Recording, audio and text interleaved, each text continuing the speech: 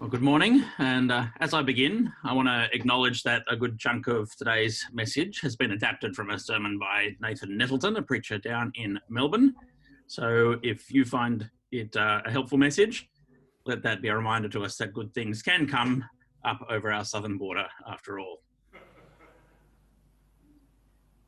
We probably don't need to look far to find all manner of life storms at the moment. A global pandemic that continues to worsen, spreading not just illness, but also fear and mass unemployment. Rising nationalism, authoritarianism within nations, and rising tension between nations. The United States spiraling deeper and deeper into civil conflict. The awful images from Beirut this week. Fresh revelations of police violence and political corruption, or the worsening literal storms of a planetary climate system rendered less and less stable by our dirty energy. Or maybe your storms are a bit closer to home. The husband of one of Jess's friends died of cancer a couple of days ago. And this week, I attended via video the funeral of an incredibly gifted, compassionate, and articulate young man, a leader in his community, who after years of painful struggle, ended his own life. I know that a couple of congregation members have been in and out of hospital in recent days, and others are anxious about elderly relatives or about friends. For some of us, it might be financial troubles, relational tensions, estrangement from loved ones, or ongoing wrestles with long-standing and perhaps hidden challenges. Life's storms, when they come, can hit hard and buffet us relentlessly. In our gospel reading this morning, Jesus is in one of those seasons. A few paragraphs prior to our reading, Jesus' cousin John has just been murdered, a victim of the machinations of the elite. Yet another reminder that speaking the truth about the injustices of the powerful can bring further abuses down upon your own head, or in John's case, neck. Jesus, linked by blood and prophetic calling to his cousin's fate, gets a glimpse of the violence in his own imminent future at the hands of those who claim to be the legitimate authorities. And so just before our passage, having learned of John's execution, Jesus seeks solitude, prayer, time away from the demands of others to commune with the one he called Father. But as we read in last week's gospel, instead he is pursued by crowds, and to these he responds with compassion, meeting their needs as he trusts in God's provision. And our passage begins with attempt number 2 at withdrawal and seclusion. In Matthew chapter 14, verse 22, immediately Jesus made the disciples get into the boat and go on ahead to the other side while he dismissed the crowds. And after he had dismissed the crowds, he went up the mountain by himself to pray. When evening came, he was there alone. Taking the space to grieve is important. Jesus won't be put off, but carves out a second period for prayer, reflection, and likely for tears. This is healthy. The demands of the moment can be overwhelming and the needs of others are ever pressing. And Jesus didn't neglect these, but likewise, he didn't lose himself in them. His mission of service, his dedication to loving others necessarily included periods of quiet solo prayer. This wasn't a distraction from love, but part of its expression. Yet while Jesus is in solitary prayer, the disciples are facing their own storm. And when the tempest hits, they are far from land. They are in a rather similar position to the one we frequently find ourselves in. All hell is breaking loose, and just when we most need him, it seems that we have left Jesus behind. For those first disciples in their boat, Jesus has been left behind on the shore, praying for them perhaps, but not with them when the storm hits. And for us, it often feels as though we have left Jesus behind in the pages of history somewhere. He's back there somewhere, and when the storms hit our little boat, he isn't with us. He's back somewhere. And if he's praying for us, that's nice, but it doesn't feel like what we most need from him right now. And although Jesus does come to us in the midst of the storm in this story, he doesn't come quickly. The story is quite clear about the timing. By the time evening settles in and Jesus is alone in prayer, the storm has already begun to batter the little boat of his followers out in the midst of the sea. And Jesus doesn't come to them until the third watch of the night. That's like about 3 o'clock in the morning. The boat is battered by the storm for a long time. Jesus has never promised to spare us from all experiences of trial or trouble. Quite the opposite. He has warned us that as his followers, we can expect to encounter more than our fair share of tough times and difficulties that may threaten to overwhelm us or even sink us. Many of the Psalms give voice to the experience of being overwhelmed by trouble and feeling like we're about to go under. And repeatedly, they cry out, "How long, O Lord? When will you come to rescue us?" Often it seems that Jesus takes an age to come. And if Jesus is in the business of building a resilient church, a boatload of disciples who can stand firm in the face of the tough stuff, then he's not going to achieve that by bailing us out the instant trouble hits every time, is he? So there we are, all in the same boat, battered by the wild sea. And as St. Augustine points out, the boat that is the church might seem awfully flimsy and inadequate out there as it's bashed around in the menacing waves, but it is still a boat.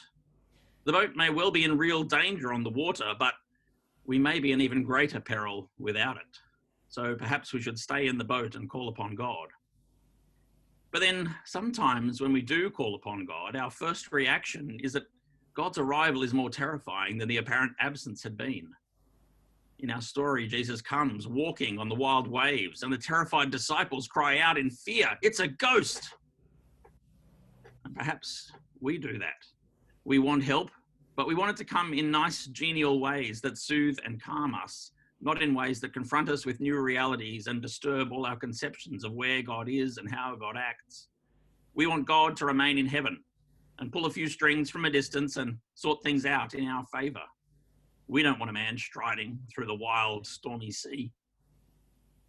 But stride through the wild, stormy sea he does, saying, "Take heart, it is I.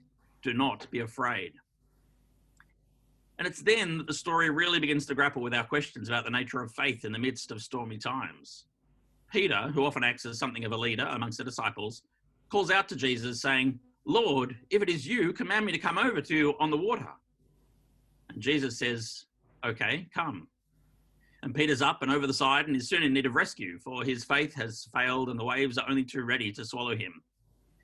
And we've probably all heard a common interpretation of this incident, which leaves most of us feeling guilty at our lack of faith.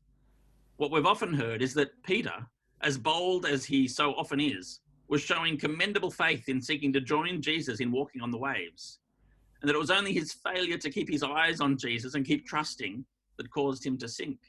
And we all identify with Peter at that point and feel guilty with him about our lack of faith, because let's face it, we probably wouldn't have even got out of the boat.